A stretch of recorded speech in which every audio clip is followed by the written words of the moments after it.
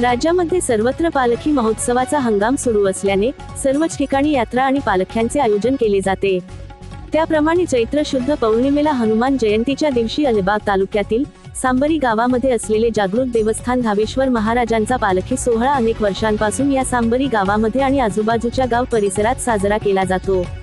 हनुमान जयंतीच्या दिवशी धावेश्वर महाराज यांचा पालखी सोहळा मोठ्या थाटात संपन्न होतो। धावेश्वर महाराज मंदिरातून पालखी निघाल्यानंतर नामदेव नगर गावामध्ये फिरते। वर्षाकाठी देव आपल्या घरी येणाऱ्या भावनेने सर्व लोक आपापल्या परीने मोठ्या उत्साहात महाराजांच्या पालखीचे स्वागत करतात। ढोल ताशांच्या गजरात पालखीची मिरवणूक निघते। लहानांपासून ते मोठ्यांपर्यंत सर्वच जण यामध्ये सहभाग घेऊन या पालखी सोहळ्याची शोभा वाढवत असतात। धावेश्वर महाराजांच्या पालखी सोहळ्यासाठी मुंबईहून येणाऱ्या गावकऱ्यांची महिनाभर आधीपासूनच जय्यत तयारी असते। नामदेव नगर मधून पालखी निघाल्यानंतर आवेटी तसेच सांबरी खिंड मधून सांबरी गावात येते। चारही गावांमध्ये धावेश्वर महाराज यांच्या कृपा आशीर्वादाने सर्वजण अगदी सुखानंदाने नांदतात। सांबरी गावामध्ये पालखीचे मोठ्या थाटात स्वागत करून मोठ्या आनंदाने पालखीची मिरवणूक निघते। हनुमान जयंतीच्या सायंकाळी 4 वाजता निघालेली पालखी चारही गावात फिरून दुपारी 12 वाजता पुन्हा धावेश्वर महाराज मंदिरात पोहोचते। त्यानंतर पालखी सोहळ्यासाठी येणाऱ्या सर्व भाविकांच्या सुखासाठी धावेश्वर महाराज यांच्याकडे साकडे घालण्यात येते।